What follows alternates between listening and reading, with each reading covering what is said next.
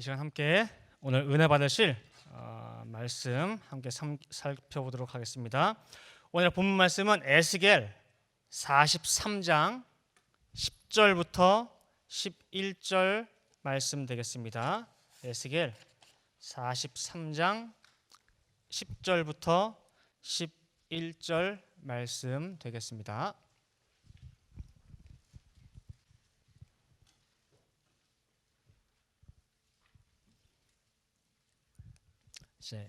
제가 봉독하겠습니다. 에스겔 43장 10절과 11절 말씀. 인자야, 너는 이 전을 이스라엘 족속에게 보여서 그들로 자기의 죄악을 부끄러워하고 그 형상을 측량하게 하라.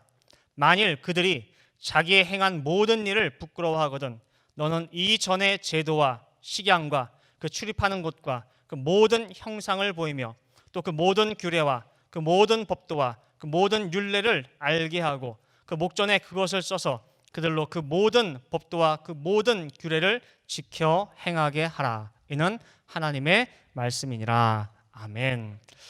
자, 오늘 이 시간 첫째 날 제 1강의는 에스겔 성전 개요와 위치에 대해서 저희들이 배우도록 하겠습니다. 특별히 이 시간 저희 강사로 오신 목사님 소개를 제가 잠깐 해드리도록 하겠습니다.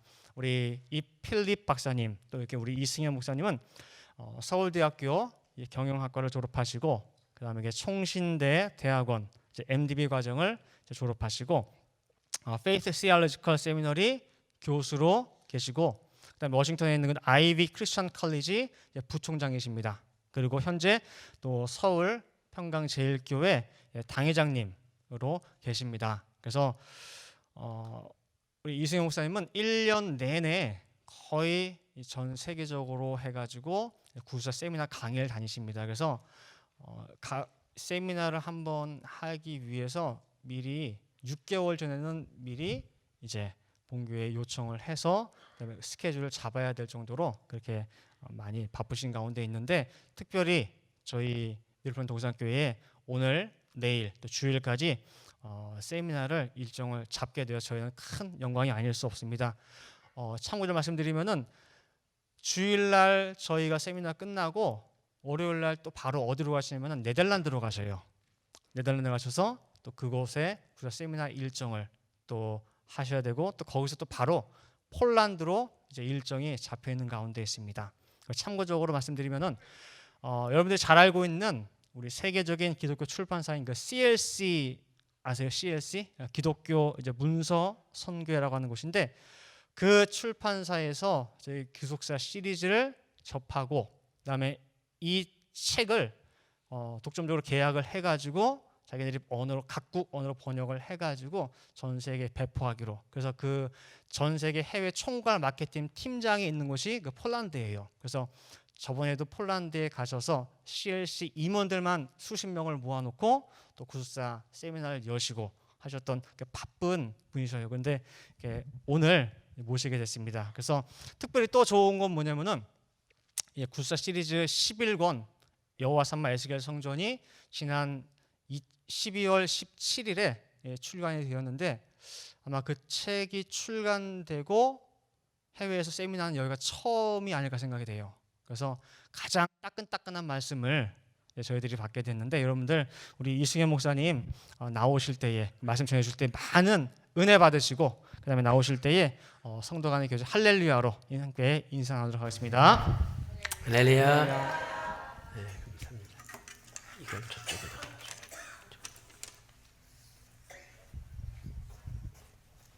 여기 목사님 여기 이 자리. 여기.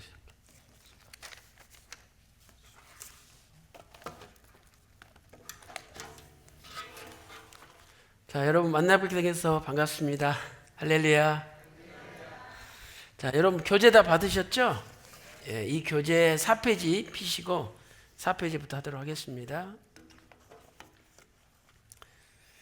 제가 여기 미국에 오기가 굉장히 어려웠어요. 한국에서는 그 신종 코로나 바이러스가 굉장히 창궐해서 전체 국민들이 마스크 쓰고 다녀요.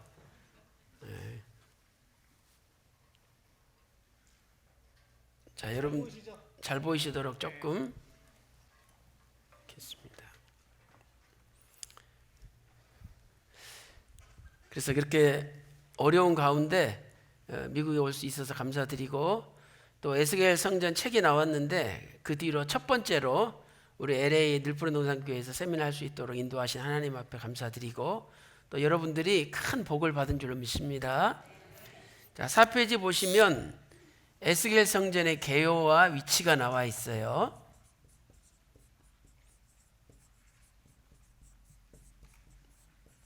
자, 에스겔 성전의 개요를 보면, 여러분 이 에스겔 성전은 실제로 역사상에 지어지지는 않은 성전이에요. 그런데 구약에 있는 많은 성전 중에 가장 중요한 성전이 에스겔 성전이에요. 자, 왜냐하면, 자, 여러분 우리는 다 천국에 들어가야 될까요? 안 들어가야 될까요? 네, 들어가야 되죠. 우리가 예수님 믿고 천국 들어가는 게 우리의 소망인데, 내가 그렇게 고생하고 예수님 믿었는데 천국 못 간다. 응? 그분은 지금까지 믿은 게 헛것이잖아요. 그러니까 우리가 아무리 이 나라 대통령이 되었다 할지라도, 대한민국의 대통령이 되었다 할지라도 천국은 못 갔다. 그분은 실패한 인생이죠. 그러니까 내가 서울역 앞에 지게꾼이라도 천국 갔다. 그분은 성공한 인생이에요. 그 누가복음 16장 21절에서 25절 보면 부자 있고 거지 나사로 있잖아요. 부자는 날마다 자색 옷을 입고 호의호식하며 살았어요. 근데 거지 나사로는 부자의 상에서 떨어지는 것으로 먹고 연명하면서 살았잖아요. 그리고 몸에 암덩어리처럼 질질 진물이 나가지고 개들이 와서 그걸 핥았다 그랬잖아요. 근데 그 부자 상에서 떨어지는 게 뭐냐? 그 당시에는 오늘날처럼 물수건이 없잖아요. 그러니까 부자들이 이 빵 중에서 제일 저급한 그 빵에다가 물을 흠뻑 적셔가지고 손을 닦아요. 그럼 손이 더러운 그 손, 그 다음에 얼굴 이런 데 닦아가지고 그걸 땅에다 버려. 그럼 그 개들이 와서 먹는 거예요. 근데 거지 나사로가 먹을 게 없으니까 그걸 주워서 먹은 거예요. 근데 그 빵을 던졌던 부자는 지옥 가고, 거지 나사로는 아브라함의 품에 천국에 갔잖아요. 그러니까 부자가 성공한 것이 아니라 거지 나사로가 성공한 거죠. 근데 나사로 뜻이 뭐냐? 나사로는 하나님의 도움이다, 이런 뜻이에요. 헬라어로 하나님의 도움. 그러니까 이렇게 하나님의 도우심을 바라보고 사는 사람이 천국 가는 거예요. 그래서 여러분들도 다 천국에 가야 돼요. 그러면 천국이 있고 새 예루살렘 성이 있는데, 천국과 새 예루살렘 성은 무슨 관계냐? 어떤 분이 깊은 관계가 있습니다 그러더라고요. 깊은 관계가 있는데 무슨 관계냐면, 한국의 수도가 서울이듯이 미국의 수도가 워싱턴이듯이 이 새 예루살렘 성은 천국의 수도와 같은 곳이에요. 그래서 새 예루살렘 성도 천국인데 천국의 수도와 같은 곳이에요. 근데 오늘날 우리는 과학기술이 발전해서 설명하면 빨리 알아먹어요. 그러나 옛날 구약시대 사람들은 보는 게 제한되어 있기 때문에 설명을 해도 잘 못 알아먹어. 그래서 이 새 예루살렘 성을 구약의 성도들에게 에스겔 성전을 통해서 보여준 거예요. 그러니까 에스겔 성전은 새 예루살렘 성을 미리 보여준 거예요. 그래서 그것을 청사진이라고 해요. 청사진. 청사진이 무엇이냐? 앞으로 일어날 일에 대한 계획을 미리 보여주는 것, 이걸 청사진이라 그래요. 그래서 에스겔 성전은 우리가 들어가야 될 새 예루살렘 성의 청사진이다, 이렇게 생각하면 쉬워요. 그래서 에스겔 47장 9절이나 12절 보면은요, 이 에스겔 성전에서 생명수 물이 흘러나오는데 죽었던 모든 생물이 살아나고 12달마다 새로운 실과가 맺혀져요. 그러니까 이러한 천국, 이러한 성전은 인간이 지을 수 없는 거죠. 아니, 인간이 아무리 좋은 생수를 개발해도 그것 먹으면 죽었던 사람이 다 살아나고, 죽었던 생물이 다 살아나고, 그 불가능하잖아요. 그런데 이 모습이 계시록 22장 1절 2절에 나오는 새 예루살렘 성에 생명수 강이 흐르는데 강 좌우에 나무가 실과가 맺혀서 12달마다 새로운 실과가 맺히고 그 과실이 끊어지지 않는 모습과 똑같아요. 그래서 에스겔 성전은 우리가 들어가야 될 천국 새 예루살렘 성의 청사진이다 하는 것을 알 수가 있는 거죠. 그래서 우리는 누구든지 예수님 믿고 다 에스겔 성전에 들어가야 돼요. 들어가지 못하다면 그분은 결국 지옥 가는 거예요. 그러니 얼마나 불쌍합니까? 아니, 여러분이 왜 생명보험 듭니까? 혹시 무슨 일이 일어날지 모르니까 자동차 보험도 들고 화재 보험도 들고 생명보험도 들잖아요. 사고 안 나면 다행이지. 근데 나면은 큰일 나니까 들어놓는 거 아니에요. 그럼 어떤 분은 그래요. 먼 지옥이 있고 먼 천국이 있냐고. 아니, 그러면 진짜 지옥 천국이 있으면 어떡할 거예요? 있으면 어떡할 거야? 그러니까 생명보험 들어듯이 보험을 들어놔야 되는 거예요. 그 보험이 뭔 줄 아세요? 예수님 믿는 거예요. 예수님 믿으면 생명보험, 영원한 생명보험 들어놓는 거예요. 그래서 만약에 지옥 천국이 없으면 뭐 그만이지만, 그러나 진짜 있는다면 그 사람은 대박이죠, 대박. 근데 진짜 있어요. 그래서 오늘 여러분이 에스겔 성전 잘 배우고 이제는 우리가 에스겔 성전에 들어갈 만한 믿음으로 우리의 삶이 바뀌어져야 돼요.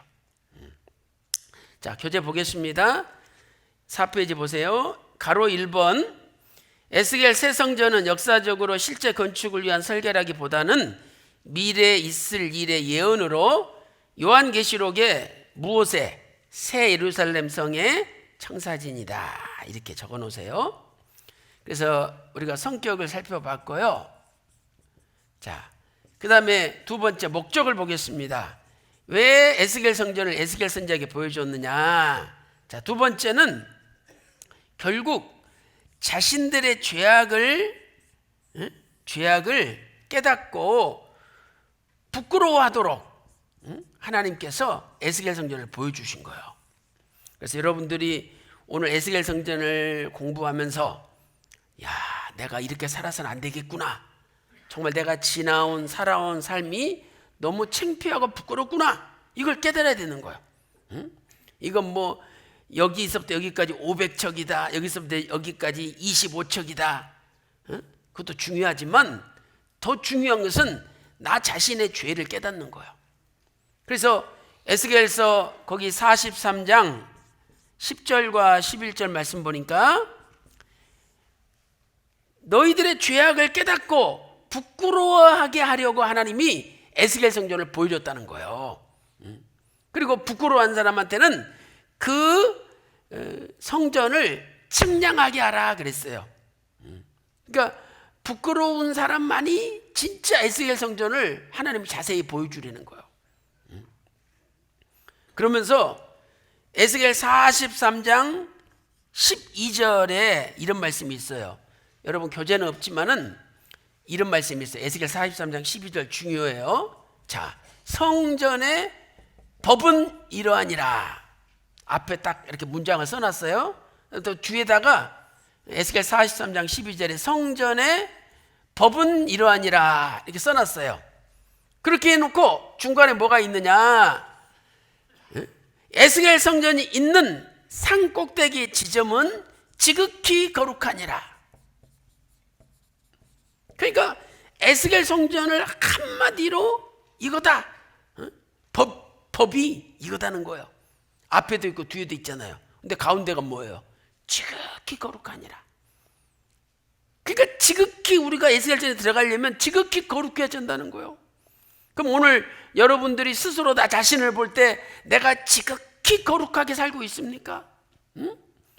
내 입에서 거룩한 말 정도가 아니라 지극히 거룩한 말이 나와야 된대요. 근데 우리 말이 얼마나 거칩니까? 뒤에서 남 수근수근대고 남 이야기하고 남 깎아내리고 온갖 세상 사람들보다 더 입이 걸잖아요. 그거 안 된다는 거예요. 또 저와 여러분의 발걸음, 내가 지나온 삶을 돌아보세요.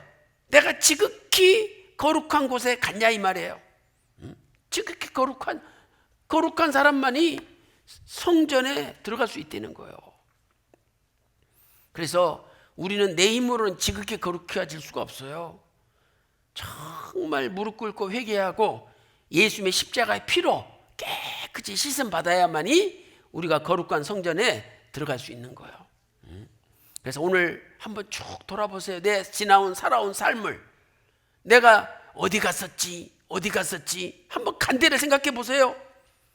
진짜 지극히 거룩한 곳에 갔습니까? 거룩하지 못한 데도 갔잖아요. 그걸 부끄러워하고 정말 회개했을 때 하나님이 십자가의 피로 여러분을 에스겔전에 들어갈 수 있도록 해 주신다는 거예요. 그래서 거기 에스겔 43장 10절 다시 한번 읽어보겠습니다. 여러분 교재 있어요? 밑에서 다섯 번째 줄 4페이지 시작. 인자야 너는 이 전을 이스라엘 족속에게 보여서 그들로 자기의 죄악을 부끄러워하고 그 형상을 측량하게 하라. 자, 이 형상은 히브리어로 추라라는 단어예요. 추라. 그래서 이것은 1차적으로 에스겔 성전을 청량하라는 뜻이지만은 정말 부끄러워했으면 네가 무슨 죄를 지었는지 한번 다 제보라는 거예요. 네가 어디 갔었고 누구 만났었고 무슨 짓을 했는지 한번 제보라는 거예요. 그래서 이 추라라는 단어는 입체적인 모습을 나타낼 때 쓰는 단어예요. 입체적인 모습.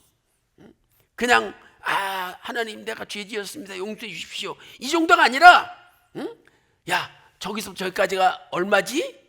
여기서부터 여기까지가 얼마지? 그렇게 성전을 청량하듯이 네 자신이 하나님의 성전인데 네가 네 발걸음으로 어디를 갔는지 네 입으로 무슨 말을 했는지 또 네 마음속에서 무슨 생각을 했는지 입체적으로 한번 다 제보라는 거예요. 그게 진짜로 회개하는 거고 진짜로 자기를 부끄러워하는 거예요. 그런데 그런 거 하나 재보지도 않고 깨닫지도 못하고 그냥 고개 뻣뻣이 들고 잘난 척하고 그런 사람은요 에스겔 성전 자격자가 되지 못하는 거예요. 그래서 여러분이 이번 3일 동안 이 에스겔 성전 말씀을 통해서 은혜 받기만 하면 분명히 여러분의 인생이 바꿔지고 앞으로 하시는 사업이나 하는 일마다 여호와 삼마 하나님이 거기 계신다는 뜻이잖아요. 하나님이 거기 계심으로 모든 일이 잘 되고 형통할 줄로 믿습니다. 자, 그래서 거기 답은요 목적 밑에 이스라엘 백성이 신앙적인 죄악을 깨닫고 회개하기를 원하셨다. 신앙적인 죄악을 깨닫고 회개하기를 원하셨다. 이렇게 적으세요. 자, 6페이지 보겠습니다. 자, 6페이지는 이제 에스겔 성전의 이상을 받은 시기에 대해서 한번 살펴보도록 하겠습니다. 거기 에스겔 40장 2절 말씀 보면 이제 그 시기를 말씀하고 있어요.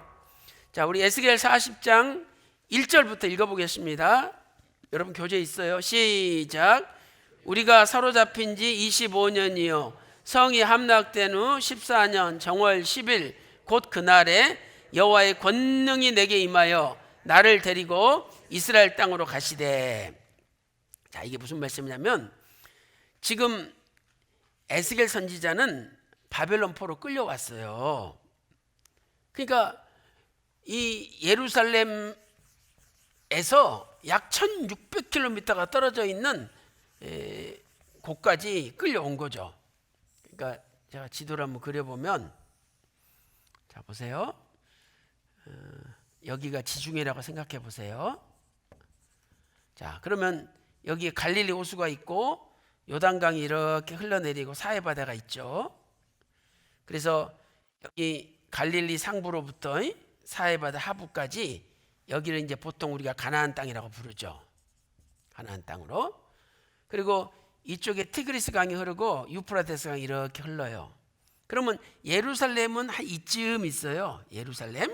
근데 여기서 이쪽에 여기가 바벨론 나라인데 이쪽 그 유프라테스 강의 지류가 그발강이라는 강이 있어요. 이 그발강의 데라빕이라는 곳에서 계시를 받았어요. 그러니까 여기서 여기 데라빕까지는요 약 1600km가 떨어져 있어요. 근데 그렇게 멀리 떨어져 있는데 하나님의 계시가 에스겔 선지자에게 임한 거예요.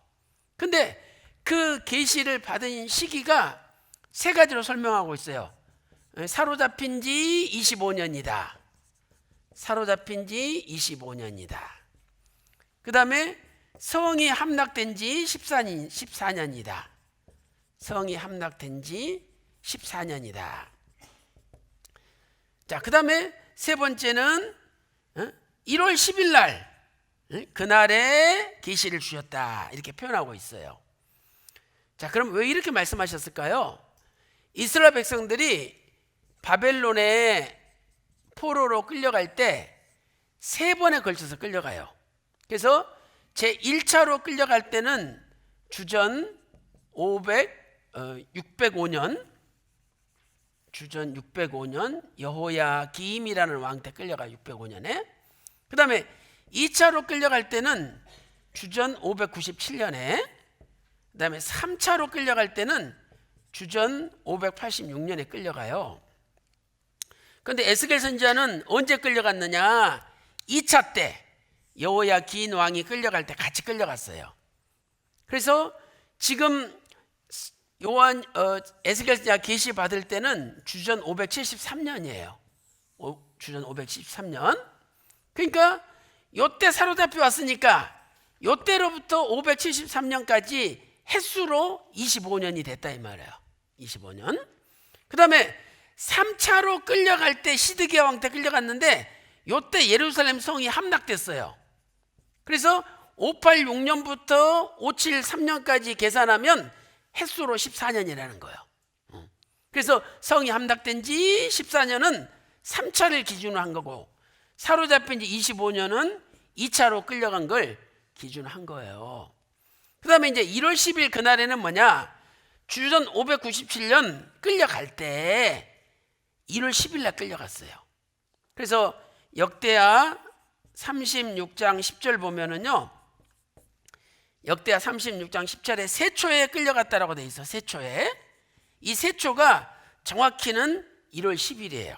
그래서 바벨론 연대기라든지 여러분이 구속사시지 5권 298페이지 보면 1월 10일 날 끌려갔다라고 정확하게 기록이 돼 있어요. 그래서 끌려온 그날에 하나님이 에스겔 선지자를 보여주심으로 야, 너희가 다시 회복돼서 예루살렘으로 돌아갈 날이 있다 하는 소망을 심어준 거예요. 그러니까 여러분들도 지금까지 사업이 망하고 자식들이 속색이고 다 들어엎어가지고 되는 일이 없다. 낙심하지 마세요.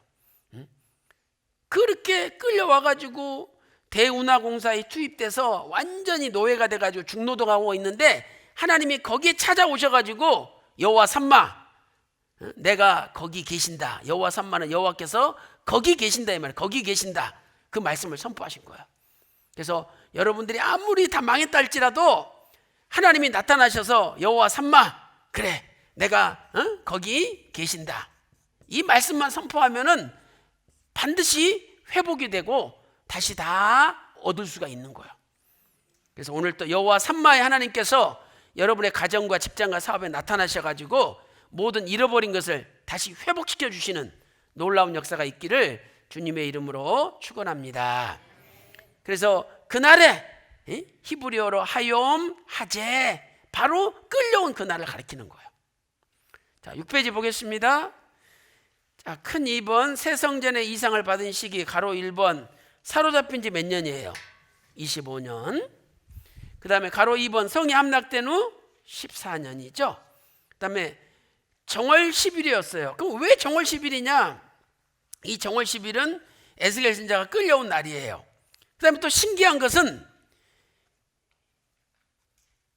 애굽에서 탈출해가지고 가나안 땅에 들어갔잖아요. 여호수아를 지도자로 해서. 근데 그 들어간 날이 또 1월 10일이에요. 그러니까 하나님은 너희가 옛날에 애굽에서 종살이 할 때도 1월 10일 날 가나안 땅 들어갔듯이 너희가 지금 바벨론의 포로로 끌려와 있지만 너희가 다시 돌아갈 날이 있다는 것을 알려주신 거예요. 그 말씀이 거기 여호수아 4장 19절에 기록되어 있죠. 그래서 동그라미 1번 아비벌 10일, 아비법이라는 것은 우리나라 말로는 정월 1월을 가리켜 1월 10일은 6월절을 준비하기 위해서 6월절 양을 잡는 날이죠. 그 다음에 동그라미 2번 여호수아가 가나안 땅에 들어간 날도 정월 10일이다. 자, 밑에서 두 번째 줄 보세요. 하나님께서는 현재 이스라엘 백성들이 바벨론 포로 가운데 있지만 반드시 다시 가나안 땅으로 돌아갈 날이 있음을 소망 가운데 알려주신 거예요. 자, 8페이지 보겠습니다. 자, 에스겔 선지자가 제2차 바벨론 포로 끌려온 날도 정월 10일이다. 그래서 역대하 36장 10절에 세초라고 되어 있죠. 그래서 하나님께서는 에스겔 선지자가 포로로 잡혀온 그날에 에스겔 성전에 대한 계시를 주심으로 다시 돌아갈 날이 있다는 소망을 심어 주신 거죠. 자, 이렇게 해서 이제 에스겔 성전 계시가 언제 주어졌는지 살펴봤어요. 자, 그래가지고 하나님이 에스겔 성전을 보여주는데 그 에스겔 성전이 지어진 땅이 12지파에게 다 분배가 됐어요. 그래서 어떻게 분배됐는지 오늘 살펴보도록 하겠습니다. 자, 먼저 북쪽부터 단지파, 여러분 교재에 아마 9페이지에 있을 거예요. 단지파, 그 다음에 아셀 지파, 그 다음에 납달리 지파, 그 다음에 므낫세, 그 다음에 에브라임 지파, 그 다음에 루벤 지파, 그리고 유다 지파에게 이렇게 차례대로 땅을 분배해 줬어요. 그래서 북쪽으로 7지파, 남쪽으로 5지파에게 분배를 해줬어요. 그리고 그 중간에 이렇게 예물로 드리는 땅이다. 예물로 드리는 땅을 남겨뒀어요. 예물로 드리는 땅, 하나님께 바치는 땅이라는 거죠. 예물로 드리는 땅. 그리고 나서 그 남쪽에 또 5지파한테 나눠줬어요. 베냐민, 시므온, 이사갈, 스불론, 그 다음에 갓, 이렇게 5지파한테 땅을 분배를 해줬어요. 그래서 이 땅을 분배한 그 규칙을 보면은요, 거기에 하나님의 놀라운 구속 경륜이 담겨 있어요. 이것은 우리에게 뭘 가르쳐 주냐면, 우리도 천국 가면 반드시 우리에게 분배될 땅이 있다는 걸 가르쳐 주는 거예요. 그러니까 여러분들이 나는 평생 집안집 없이 새빵살이 했다, 낙심하지 마세요. 천국에 나한테 하나님이 주시기로 예비된 땅이 있어요. 이 우주가 얼마나 큰지 아세요? 이 우주는요, 지구는 이 우주에 비교하면 점 하나도 안 돼요. 점 하나도 안 돼. 지구가 얼마나 커요, 우리 생각에는. 한국에서 제가 금요일 날 저녁 7시 비행기를 탔거든요, 한국에서. 근데 여기 지금 또 금요일 저녁 7시잖아요. 여기 금요일 저녁 8시 넘었잖아요, 지금. 그러니 뭐 하루를 완전히 번 거 아니에요. 그러니까 지구가 이렇게 넓다니까요. 근데 그 넓은 지구도 이 전체 우주에 이 점 하나도 안 돼요. 지구가, 이 우주가 이렇게 큰 거예요. 그러니까 여러분들도 우주를 좀 품을 줄 알아야 돼요. 여러분이나 저나 소가지가 너무 좁아.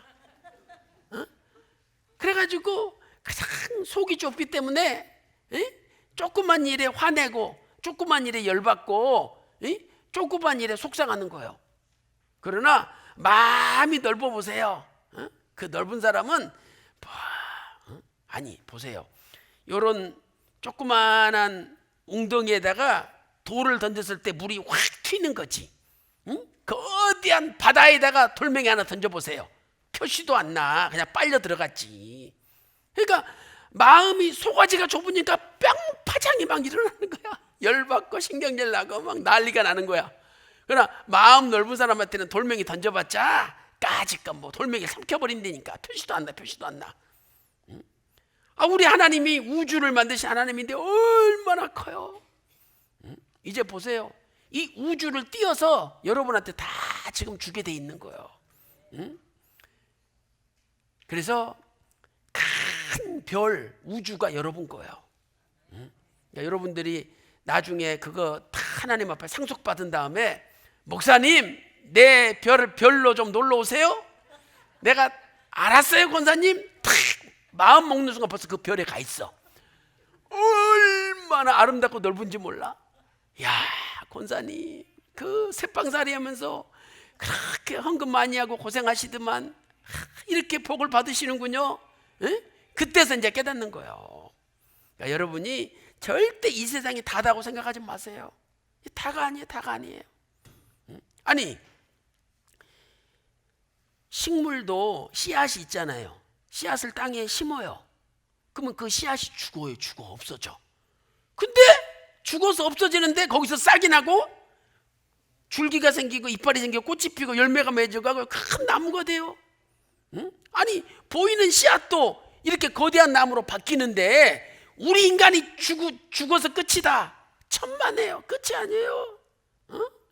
영원한 세계가 있고 거기에서 우주를 상속받아서 하나님 앞에 큰 상급과 영광을 받아가면서 떵떵거리고 사는 거예요. 그때는 이 땅에서 뭐 재벌이라 큰 소리 쳐봤자 아무것도 아니에요. 그거 지옥 간다니까. 지옥 가. 예수 믿지 않으면 지옥 가요.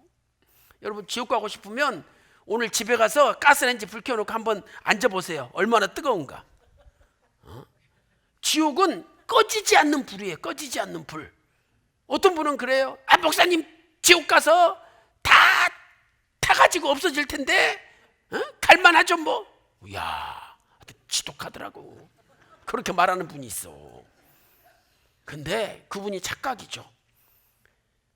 여러분 부활은요, 이 부활은 믿는 사람만 부활하는 게 아니라 안 믿는 사람도 부활해요. 그걸 알아야 돼요. 그래서 사도행전 24장 15절 말씀 보면 의인의 부활이 있고 악인의 부활이 있다라고 말씀하고 있잖아요. 의인의 부활, 악인의 부활. 또 요한복음 5장 29절 말씀 보니까 선한 일을 행한 자는 생명의 부활로 나오고 악한 일을 행한 자는 심판의 부활로 나오리라.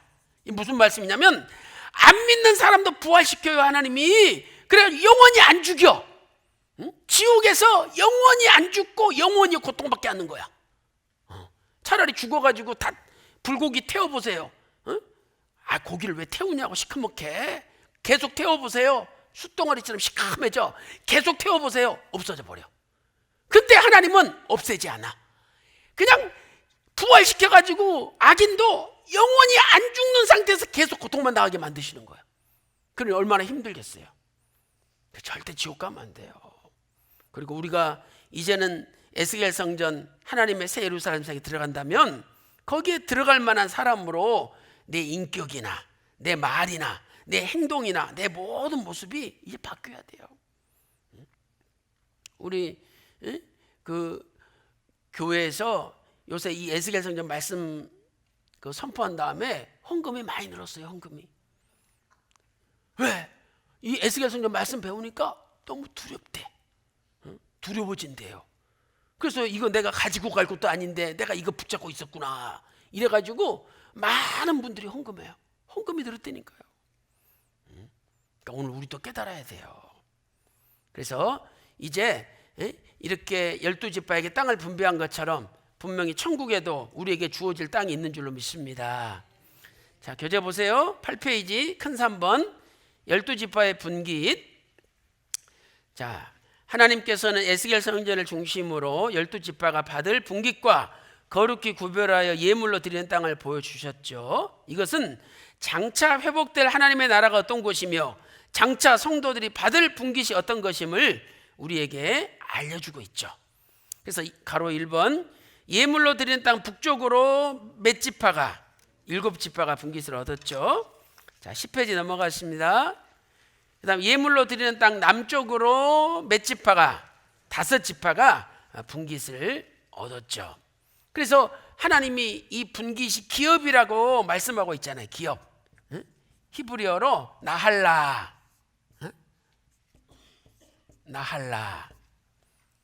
이 나할라는요 기업이잖아요. 기업. 아니 예를 들어서 조그마한 구멍가게 하는데 기업이라 그런 거 봤어요? 그래도 삼성이나 LG나 그 정도는 돼야지 기업이라 그러지. 근데 하나님이 우리한테 기업을 준비해 놓고 있대요.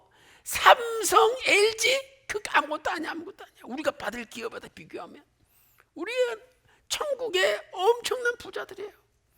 그러니까 아휴 나는 이렇게 가난하지 절대 그렇게 생각하지 마세요. 지금 현금이 없어서 그렇지 부자야 부자. 천국에 다 있잖아요. 그래서 나할라라는 단어를 쓰고 있다. 자, 그 다음에 큰 네 번째 이제 12지파에 담긴 이 구속 경륜에 대해서 우리가 살펴보도록 하겠습니다. 자, 네 번째 이 분깃에 담겨 있는 구속 경륜. 자, 첫 번째로 구속 경륜을 보니까요 모든 분깃은 공평하게 분배되었어요. 공평하게. 그래서 거기 에스겔 47장 14절 보면 피차 없이 이렇게 기록되어 있거든요. 피차 없이. 자, 이것은 히브리어로 이쉬 케 아히후라는 단어예요. 케 아이우. 그래서 각 사람을 마치 그 형제처럼 이런 뜻이에요. 각 사람을 마치 자기 형제처럼 이런 뜻이에요. 자기 형제처럼. 자, 예를 들어서 빵이 3개 있는데 아무도 없어. 그럼 나 혼자 다 먹잖아요. 근데 딱 먹으려고 그랬는데 앞에 형도 있고 동생도 있어. 그러면 어떻게 혼자 처먹어? 못 처먹지. 응? 그래도 형 하나, 동생 하나, 나 하나 나눠 먹잖아요. 그러니까 마치 자기 형제처럼 이런 뜻이에요. 그러니까 다 형제니까 하나님이 똑같이 분배해 줬다는 거예요. 그래서 이렇게 하나님은 심는 대로 거두게 하시는 분이에요. 심는 대로. 그래서 고린도 후서 적어놓으세요. 9장 5절 6절 보면 적게 심는 자는 적게 거두고 많이 심는 자는 많이 거두느니라. 고린도후서 9장 5절 6절에 말씀하고 있습니다. 그 다음에 두 번째는 장자의 축복이 있다는 걸 알려줘요. 장자의 축복이 있다. 그래서 특별히 요셉은 장자의 축복을 받았거든요. 그래서 요셉에게는 2지파의 분깃을 줬어요. 신명기 21장 15절에서 17절 보면은요, 무조건 장자에게는 축복을 2배로 주는 것이 율법이에요. 그래서 여기 그림을 보시면은요, 자, 여기 므낫세, 에브라임은 요셉의 2 아들이잖아요. 그러니까 요셉에게는 2 아들이 따로따로 한 분깃을 받았어요. 그러니까 실제로는 2 분깃을 받은 거죠. 왜? 요셉이 장자니까. 응? 그래서 역대상 5장 1절 2절부터 적어놓으세요. 여기 보면 루벤이 장자지만 아비 침상을 더럽혔으므로 장자의 명분을 잃어버렸대요. 근데 실제 장자는 요셉이라는 거예요. 그래서 12 형제들이 요셉한테 와가지고 엎드려서 양식 좀 달라고 절했잖아요. 요셉이 진짜 장자죠. 그래서 장자에게는 2배의 축복이 있다는 거예요. 그러니까 우리도 이 땅에서 요셉처럼 충성해야 된다는 거예요. 요셉이 17살에 꿈꾼 다음에 끌려와가지고 30세 국무총리 될 때까지 13년 동안 얼마나 고생했어요. 그 보디발 집에 노예가 돼가지고 맨날 마당 쓸고 그 보디발한테 충성했잖아요. 근데 보디발의 아내가 또 유혹을 했잖아요. 요셉이 잘생겼으니까 맨날 같이 자재. 요셉이 거절하니까 아무도 없는 데서 야 너하고 나밖에 없는데 어떠냐. 또 유혹하니까 옷을 벗어던지고 도망갔더니 저 히브리 종이 나를 겁탈하려고 그랬다고 이렇게 덮어 씌워가지고 감옥 속에 집어넣어버린 거예요. 그 감옥에 쇠사슬에 묶여가지고 얼마나 고생했어요. 근데 결국은 끝까지 요셉의 믿음을 지키니까 하나님이 애굽의 국무총리를 올려주셨잖아요. 그러니까 이렇게 하나님의 뜻을 위해서 고생한 사람한테는 반드시 상이 있다는 거예요. 그러니까 여러분들도 반드시 상이 있어요. 하나님의 상을 바라보면서 살아야 됩니다. 그 이 땅에 상 받아봤자 그 아무 필요 없는 거야. 무슨 훈장을 받았다, 뭐 상장을 받았다, 뭐 트로피를 받았다. 아니 변화될 때 그거 같이 변화됩니까? 아니 트로피가 같이 변화가 돼요? 변화 안 돼요. 다 놓고 가는 거예요. 그러나 내가 하나님 앞에 충성했던 그 믿음, 그 헌신, 그 수고는 그대로 다 가져가는 거예요. 천국에 다 기록이 돼요. 그래서 이제는 벌써 나이가 먹으면 먹을수록 인생을 정리하게 되고 두려워지잖아요. 그래서 우리도 이제는 인생을 정리해야 돼요. 그래서 이 땅에 상을 바라보지 말고 하나님 나라 상을 바라보면서 살아야 되는 거예요. 그래서 히브리서 11장 6절에 두 가지를 믿으라 그랬죠. 하나는 하나님이 계신 것을 믿어야 되고, 두 번째는 하나님께서 상 주시는 분이라는 것을 믿어야 된다는 거예요. 자, 10페이지 아래쪽에 장자의 축복이 있음을 알려준다. 자, 에스겔 47장 13절 다 같이 읽겠습니다. 시작. 나 주 여호와가 말하노라. 너희는 이 지계대로 이스라엘 12지파에게 이 땅을 나누어 기업이 되게 하되 요셉에게는 두 분기시니라 말씀하고 있죠. 그래서 12페이지 보세요. 첫째로 하나님은 상 주시는 분이시고, 두 번째로 일한 대로 상을 주시는 분이에요. 자, 거기 중간에 계시록 22장 12절 있죠. 자, 다 같이 읽어보겠습니다. 시작. 보라, 내가 속히 오리니 내가 줄 상이 내게 있어 각 사람에게 그의 일한 대로 갚아주리라. 일한 대로 상을 주신다는 거예요. 거기 마태복음 5장 11절 12절 말씀 보니까 너희가 예수를 인하여 나를 인하여 핍박을 받을 때에 기뻐하고 즐거워하라 그랬잖아요. 그러면 어떤 분이 여러분 뺨을 탁 때렸어. 얼마나 내가 창피하고 아픈지 몰라. 여러 사람 앞에 당했으니까. 근데 그렇게 뺨 맞고도 그냥 너무 좋아가지고 야 좋다 야 한 대 더 때려라 이런 사람 어디 있어요? 근데 예수님 말씀 뭐예요? 너희가 나를 인하여 예수님을 인하여 핍박을 받을 때 기뻐하고 즐거워하래요. 그 진짜 믿는 사람이라는 거예요. 그러면서 뭐라 그랬어요? 너희 상이 크민이라. 너희가 핍박받은 만큼 하나님 나라의 상이 크다는 거예요. 그러니까 그 상을 바라보는 사람은 핍박을 견딜 수 있다는 거죠. 자, 예를 들어서 누가 내 뺨을 탁 때렸어. 근데 내 통장에 10,000불이 입금됐어. 통장에 10,000불이 입금됐어. 맞았는데 너무 좋은 거야. 웃어. 그러면서 뭐라 그래? 뺨 갖다 대면서 한 대만 더 때려줘. 왜? 또 10,000불 들어올 거 아니야. 10,000불 들어올 거 아니에요. 응? 진짜 맞지만은 너무 기쁘고 즐거워. 20,000불 들어왔으니까. 아니 세상에 통장에 10,000불 들어와도 맞을만 한데 하늘에 너희 상이 크민이라. 그러니까 핍박받아도 기쁘고 즐거워하라는 거예요. 여러분 늘푸른 농산교회 성도들은요 하늘나라 가보세요. 상이 엄청나게 커. 왜? 맨날 핍박받았잖아. 뭐가 이단이야 뭐가 이단이야. 하나님 말씀만 가르치는데 뭐가 이단이야. 맨날 이단이라고 핍박하고 얼마나 마음 상하고 고생했어요. 그거요 다 기록되는 거예요. 우리가 예수님 때문에 핍박받는 건 다 기록되는 거예요. 야, 우리는 언제까지 이렇게 핍박받아야 돼? 그 나라 갈 때까지 핍박받으면 좋은 거예요. 왜? 그럴수록 하늘의 상이 더 커지니까. 그래서 핍박을 두려워하지 마세요. 이렇게 핍박이 있을 때 내 신앙이 살아가지고요, 정말 죽지 않는 신앙으로 그 나라 갈 수 있는 거예요. 그 영국에서 알라스카에서 청어를 잡아가지고 영국으로 이렇게 배송을 해가지고 영국 사람들이 먹는 거예요. 근데 청어를 수백 마리 잡아가지고 영국까지 가면, 런던까지 가면은 다 죽어버려. 돈이 안 돼. 그래가지고 어부가 생각해냈는데 큰 그 청어 수백 마리 들어있는 트렁크, 큰 그 독에다가 상어 한 마리를 집어넣어놨어.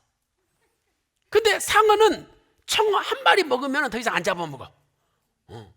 배불러가지고 더 이상 한 마리 잡으면 안 잡아먹어요. 근데 상어를 넣어놨더니 이 청어들이 살라고 계속 도망다니니까 런던 도착할 때까지 한 마리도 안 죽었어. 가지고 큰 부자 된 거 아니에요. 그러니까 적당한 핍박이 있어야만이 신앙이 살아있는 거예요. 핍박 없는 사람들 다 세상에 물들어가지고 다 신앙이 죽어 있는 거예요. 그래, 여러분한테 핍박이 있는 게 얼마나 감사합니까? 쌈이 있는 게 얼마나 감사해요. 다 그거 통해서 그냥 하나님 의지하게 되고 무릎 꿇게 되고. 그래서 예수님께서 그래도 너는 나를 붙잡는구나 도와주잖아요. 아니, 우리도 그렇잖아요. 우리도 맨날 부모들한테 돈만 달라 그래가지고 돈 부모들이 해주면 나가서 다 까먹고 맨날 실패야. 아휴, 내가 전혀는 절대 안 도와준다. 딱 엄마가 마음 먹었어. 근데도 또 딸이 와가지고 그냥 붙잡고 엄마 살려줘, 엄마 한 번만, 엄마밖에 없잖아. 매달려 보세요. 그리고 엄마가 줘. 가지고 또 그냥 옛날 금목걸이, 금반지 숨겨놨던 것도 야, 이거라도 갖다 팔아서 해라. 준다니까요. 그 부모 마음이에요. 그러니 하나님이 우리 아버지인데 진짜 매달리면 왜 안 도와주겠어요? 도와준다니까요. 그러니까 매달려도 끝까지 매달려야 돼. 그래야지 도와주는 거지. 적당히 매달려가지고 안 주면은 에이, 내가 다시는 오나 봐라. 누가 줘요? 절대 안 줘. 그래서 이제는 정말 하나님 앞에 매달릴 때 끝까지 매달리세요. 반드시 여러분에게 응답 주실 줄로 믿습니다. 자, 그 다음에 세 번째, 이방인에게도 분깃을 주었죠. 이방인, 에스겔 47장 22절 23절 보면 이방인에도 주었죠. 이것은 믿음에는 차별이 없다는 거예요. 로마서 10장 12절 보면 유대인이나 헬라인이나 차별이 없다 그랬잖아요. 자, 이방인에게도 분깃이 주어졌다. 이것은 하나님 나라는 혈통을 초월해 이루어지는 우주적인 나라라는 것을 보여주죠. 하나님 나라는 우주적인 나라예요. 우주적인 나라. 14페이지 보겠습니다. 자, 요단강 동편 지역은 분깃이 아예 없었어요. 그래서 이 지도를 보시면은요, 여기가 요단강이잖아요. 요단강. 그래서 요단강 이쪽 동쪽 지역이 오른쪽이죠. 이 동쪽 지역에는 분깃이 없었어요. 왜? 하나님이 약속하신 땅이 아니기 때문이에요. 그러니까 우리는 하나님의 약속을 붙잡는 자가 돼야 되지, 하나님 약속과 상관없는 자는 하나님 취급도 안 해요. 그러면 하나님의 약속이 뭡니까? 여러분, 이 성경이 하나님의 약속이에요. 약속. 구약, 신약 전체가 하나님의 약속이에요. 그러니까 성경 말씀을 붙잡는 자가 하나님 약속을 붙잡는 자예요. 제가 한번 미국에 들어올 때 걸렸어요. 그래가지고 안 보내주는 거야. 그래서 야, 나 목사다. 내가 지금 성경 가르치러 가야 되는데 그거 좀 보내주라. 그랬더니 너 진짜 목사 맞니? 맞다. 그거 한번 열어봐라. 열어가지고 자기한테 성경을 보여달래. 근데 내가 마침 이 성경을 가지고 들어왔었어요. 성경이 달아졌잖아. 그 사람이 보고 놀라는 거야. 야, 너 진짜 목사 맞구나. 성경이 달아졌으니까 가짜 목사는 성경 안 갖고 다닐 거 아니에요. 성경도 안 봤을 거 아니에요. 근데 성경이 이렇게 달아진 것 보고 야, 너 진짜 목사 맞구나. 그래가지고 보내줬다니까. 내가 그런 경험이 있어요. 그래서 미국 올 때는 꼭 달아진 성경 갖고 왔네요. 그리고 또 한 번은 그 통관하는 사람이 나 성경 세미나 때문에 왔다 그랬더니 그럼 내가 질문 한번 할 테니까 너 맞춰봐라. 너 진짜 너 믿는 사람이며. 그러면서 죽지 않고 변화된 사람 두 사람 누구냐? 야, 너무너무 쉬워. 그래서 야, 엘리야하고 에녹이다 그랬더니 야, 그거 아는 사람 별로 없는데 너 어떻게 아냐? 그래서 내가 물어봤어. 야, 그 사람들 왜 변화됐는지 아냐? 대답 못해. 그래서 너 앞으로 응? 그 연락처 주면은 내가 그 비밀 알려줄게. 응? 그리고 이 세미나 하니까 오라고. 근데 오진 않았더라고요. 하여튼 자주 미국에 왔다 갔다 하니까 별일이 다 있어요. 그래서 여러분들도 하나님 약속을 붙잡아야 돼요. 보세요. 지금 여기가 예물로 드리는 땅이에요. 이 땅은 이제 내일 공부를 할 거예요. 이 속에 놀라운 비밀이 담겨 있어요. 근데 예물로 드리는 땅 위쪽에 유다 지파, 아래쪽에 베냐민 지파를 가까이 배치했어요. 왜 그랬을까요? 이 두 지파는 남쪽 유다 편에 섰어. 응? 하나님의 언약이 머물러 있는 나라 편에 쓴 거예요. 응? 그래서 솔로몬이 죽은 다음에 이 솔로몬이요 주전 970년부터 930년까지 통치했잖아요. 근데 솔로몬이 죽고 남쪽 유다와 북이스라엘로 나라가 쪼개졌어요. 근데 북이스라엘 편에 쓴 지파는 10지파, 남유다 편에 쓴 지파는 2지파예요. 근데 이 2지파가 바로 유다 지파와 베냐민 지파예요. 그래서 하나님이 사무엘하 7장 12절에 다윗 언약을 체결하면서 다윗의 후손으로 앞으로 메시아가 온다 그랬어요. 그러니까 메시아가 오는 그 왕권이 계속 유지되는 나라가 남유다거든요. 근데 이 두 지파는 역대하 11장 12절 보면 이 두 지파가 남유다 편에 섰기 때문에 하나님이 가까이 배치한 거예요. 그래서 오늘 우리도 늘 하나님의 언약을 붙잡는 백성이 돼야 돼요. 응? 여러분이 성경 열심히 읽고 하여튼 성경 말씀 붙잡고 살면은요 반드시 하나님이 여러분 가까이 두시는 거예요. 저희 교회 박윤식 원로 목사님 보세요. 사람들이 누가 뭐라 그래도 그분은 성경을 1800번 읽으신 분이에요. 여러분 중에 성경 1800번 정도 가신 분 있습니까? 이렇게 달아진 성경이 수십 권이에요. 그래서 이번에 그 6호집으로 내신 에스겔 성전 여호와 삼마 이 구수사 시리즈가 한국에서 베스트셀러가 됐어요. 교보문고에서 제일 잘 팔리는 책이 된 거예요. 그래서 여러분들도 하여튼 하나님의 언약을 붙잡으세요. 그럼 하나님이 가까이 해줘. 하나님이 가까이 해주면 그때부터 앞길이 환하게 열리는 거예요. 야고보서 4장 8절에 있죠. 나를 가까이 하라. 그리하면 내가 너희를 가까이 하리라. 우리가 하나님을 가까이 할 때 하나님도 우리를 가까이 해주시겠대. 하나님을 가까이 해줘 보세요. 안 되는 일이 뭐가 있겠어요? 자, 그래서 14페이지 제일 위에 보겠습니다. 요단강 동편 지역은 분깃에서 제외되었다. 가로 5번 남유다에 속한 두 지파 유다 지파와 베냐민 지파가 예물로 드리는 땅 위와 아래에 위치하였다. 남유다는 하나님의 언약을 계승한 나라죠. 자, 그 다음 5번째로 예물로 드리는 땅을 살펴보는데요. 이 예물로 드리는 땅, 이 땅은 여기 그림에서 보면 요 부분이 예물로 드리는 땅이에요. 그런데 예물로 드리는 땅도 넓은 의미가 있고요, 좁은 의미가 있어요.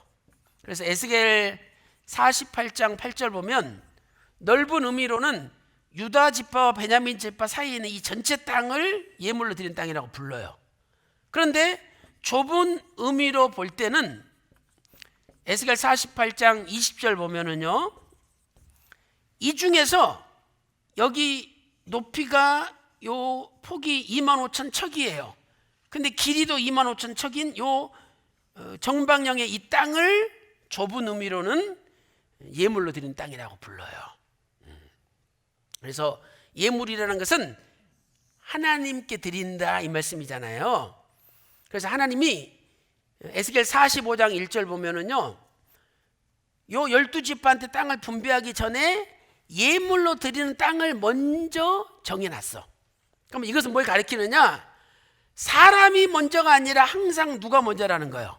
하나님이 먼저시라는 것을 우리에게 알려주는 거예요. 그러니까 여러분들도 항상 하나님이 먼저인 삶을 살아보세요. 반드시 복받아요. 마태복음 6장 31절에 야, 무엇을 먹을까, 무엇을 입을까, 무엇을 마실까 염려하지 말라. 하늘에 계신 너희 아버지께서 다 하시느니라.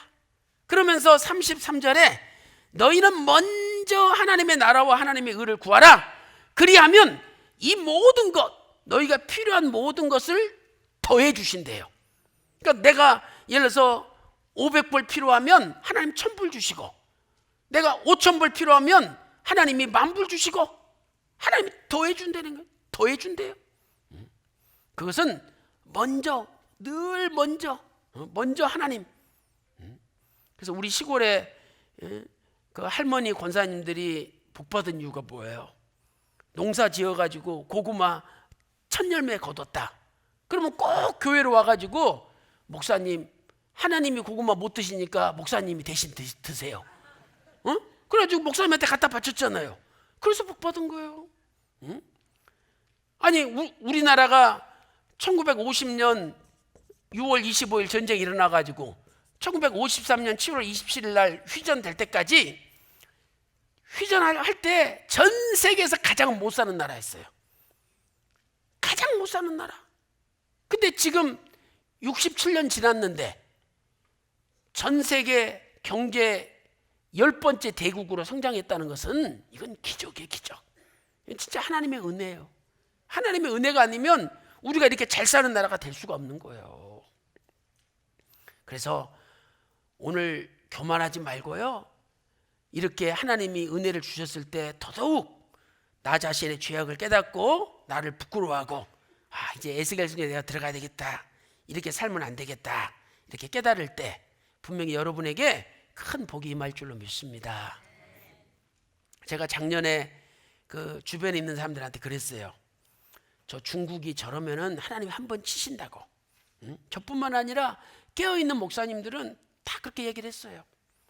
작년에 중국에서 5,000명 목사 감옥에 가두고 지하교회 다 폐쇄시키고, 그리고 선교사들 다 내쫓았잖아요. 그런데 엊그저께 우한에 그 신종 코로나 바이러스가 처음 발생했던 우한에 있었던 선교사가 저희들한테 메시지를 보냈는데, 그 작년에 시진핑 주석이 이 종교를, 기독교를 핍박할 때 제일 먼저 우한부터 시작됐대요. 그 핍박이.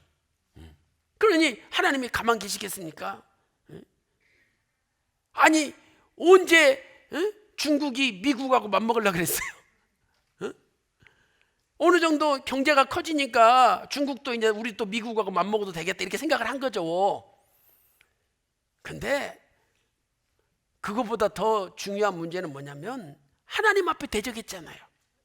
하나님 앞에 선교사들 다 내쫓고 지하교회 다 문 닫고 목사들 5,000명 가두고, 그 하나님이 가만히 계시겠습니까?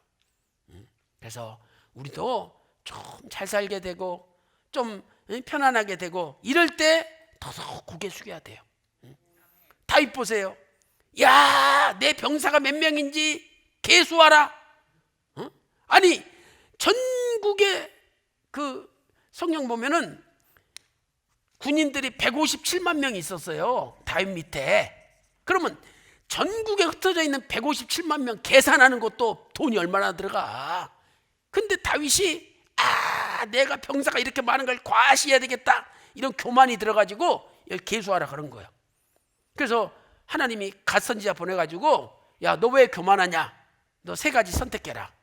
첫째는 7년 동안 나라에 기근이 있을 거냐? 아니면 네가 적들한테 3개월 쫓겨다닐 거냐? 아니면 3일 동안 전염병이 돌 거냐?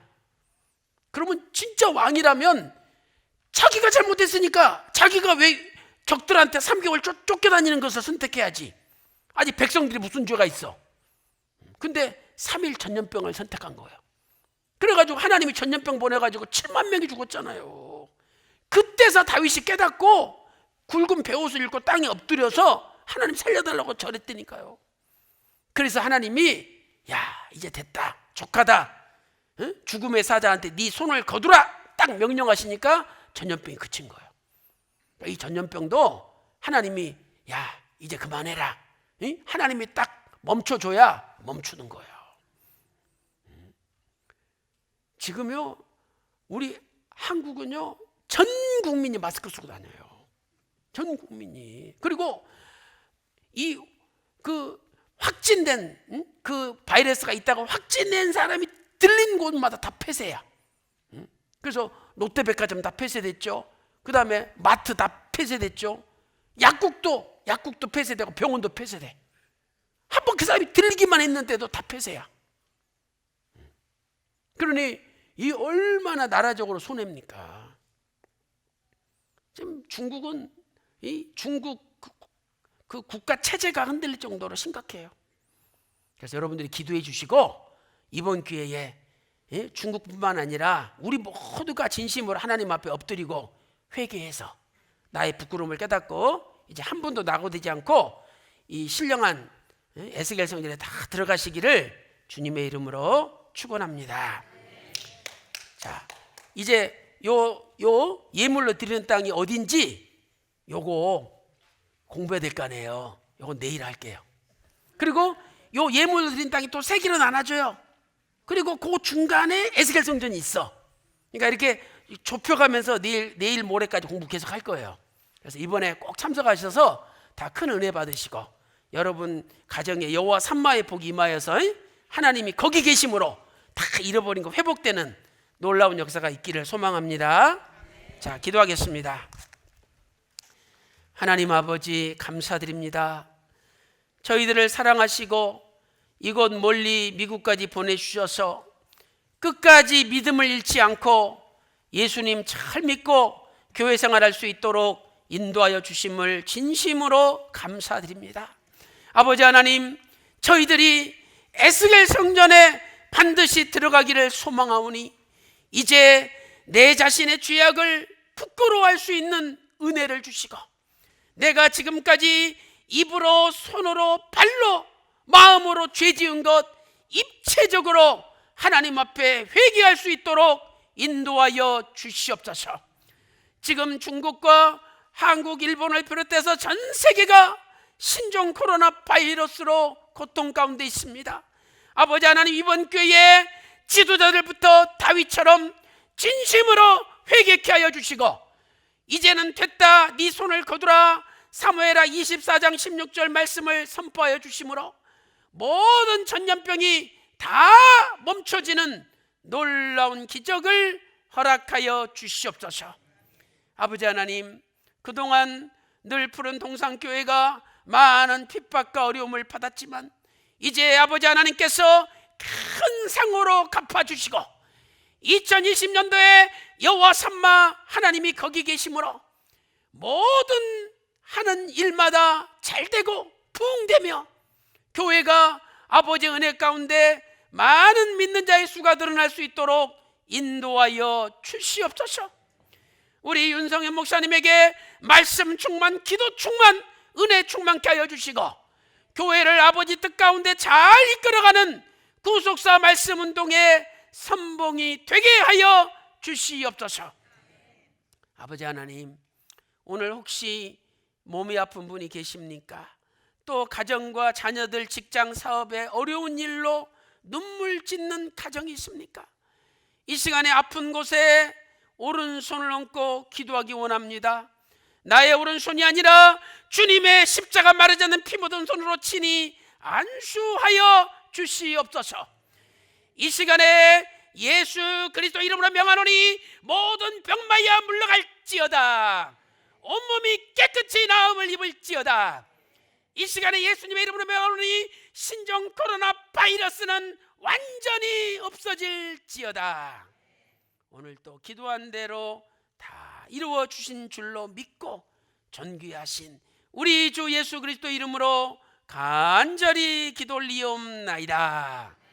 아멘. 감사합니다.